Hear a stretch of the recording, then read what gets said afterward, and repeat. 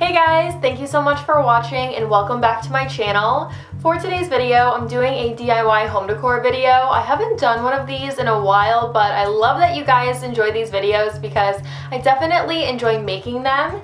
And for today's video, it's obviously summer themed, so I have a few different projects that I'm sharing with you, and they all are just pretty simple to do, but they definitely pack a punch and just look so awesome. So I'm so excited to share this with you.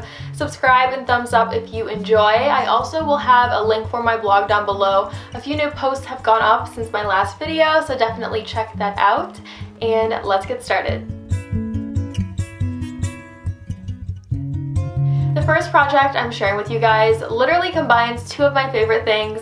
I love peonies and I love lemons, so I'm just super excited about this one. And as you'll probably notice, I do have some other flowers as well. I wish I knew what they were called, but hopefully I can figure it out and I will put it right here for you. And that's just because peonies do tend to get a little bit expensive, so if you want to save a little money, then you also can mix in a similar flower that is similar in color. It doesn't have to be similar in size, but definitely similar in color. And the secret to having the lemons stand up in the vase is actually to have a smaller vase inside of a larger vase, so it kind of just will create, I don't even know what to call that, just like a small window space for the lemons to stand up in. Something else to keep in mind is also how much space there is in between the two vases. If there is only a little bit of space, then do thin lemon slices. If there is a lot of space, then do thicker slices, so that way they just stand up perfectly and they won't slide in between each other. When I was putting the lemon slices in, I would do smaller ones right next to larger ones and sort of mix it up. That way there isn't going to be a big gap anywhere. And after that was done, I moved on to the flowers. I cut off the stems, and I always like to leave a little bit of extra stem so that way I can cut off some if I need to, and it won't ever end up too short because of course I can't put the stem back on. And that really is it for the first project. It only takes about 10 to 15 minutes, but I think it looks amazing. It's perfect to just have around the house in the summertime, or if you're having a summer party, it's also amazing for that. So I hope you guys like it as much as I do. The next project is a faux floral light fixture, and I say faux because I think it looks amazing as the centerpiece of a room on the ceiling where there isn't a light fixture. It totally has like an anthropology feel to it, and I think it looks really high-end, but I think this cost me around $20, so super affordable. I'm starting out with a wire circular thing. I don't even know what to call this. I think it's for like hand making a wreath or something like that. I just bought it at a craft store, and I'm going to be painting it in a rose gold finish. I chose a sponge brush because there's a lot of bumps on this. I wanted to get into all of the nooks and crannies, so a sponge brush is perfect for that. Once it was dry, I started with the flowers, and here are all of the flowers that I chose.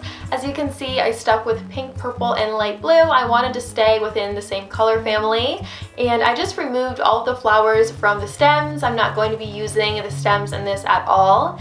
Once I had everything off the stem, it was time to put them on the circle. I don't know what to call that, but just to put it on the circle. I chose a different length for all of the flowers to hang. I wanted it to kind of have like a staggering effect from the inside out, but for the last flower, I did that one all over the place. I also wanted to mention, if you guys are using flowers with petals, sometimes they don't hang perfectly flat, so I would just wrap it an extra half, or I would remove some of the flower underneath, just a few things here and there to make sure that they hung perfectly flat, so I wanted to mention that as well. Once you have all of the flowers on, then you just have to create a loop on the opposite side that it's hanging from. It could be a short loop, it could be a long loop, whatever length you would like for it to hang from the ceiling from. And of course you do need a little hook screw. I think that's what they're called. I will link them down below. It definitely has an anthropology or just like a high-end home decor feel to it. I cannot believe it only cost me $20. I'm obsessed with it, and I hope you guys are too.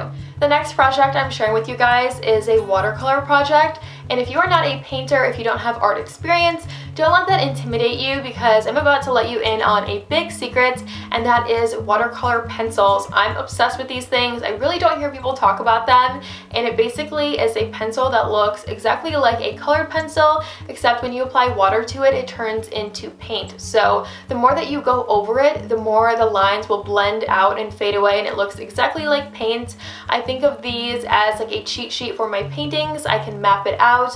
I can have like the size set up for something so I can see if things fit on the page together, and it's like the perfect way to sort of fake your way through, and it just seriously makes anyone look like they're way more experienced at painting than they are. So I feel like these are the best kept secrets ever. I'm going to link the ones that I use down below because I feel like they work really well. And as you can see, I went with a fruit theme. Fruit definitely has a summer feel to it.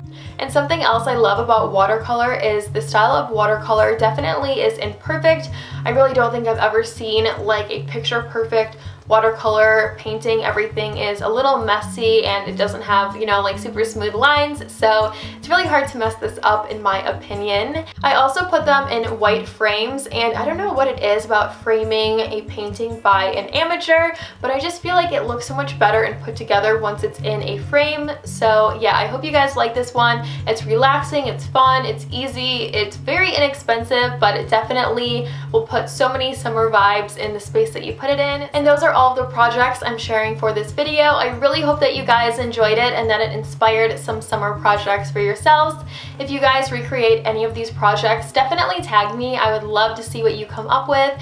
Subscribe and thumbs up if you enjoyed this video. I will link, of course, a bunch of supplies I used as well as my blog. There's a few new posts up, so definitely check it out. I always say post instead of posts. And I will see you guys in my next video. Bye!